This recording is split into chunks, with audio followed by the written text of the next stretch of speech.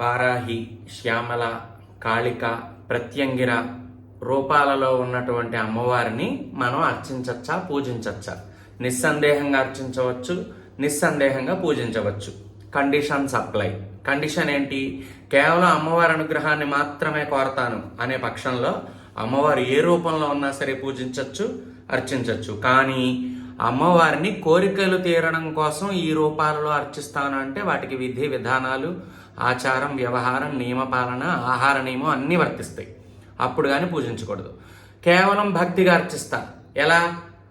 నజానామి పుణ్యం నజానామి తీర్థం నజానామి ముక్తిం లయం వా కదాచిత్ నజానామి భక్తిం వ్రతం వాపి మాతః గతిస్త్వం గతిస్త్వం త్వమేకా భవాని గతిస్త్వం గతిస్త్వం త్వమేకా భవాని. అమ్మ నాకేం తెలియదు, భక్తి పుణ్యం మోక్షం ఏమి రాదు, అన్నీ నువ్వే గతి అని నమస్కరించవచ్చు.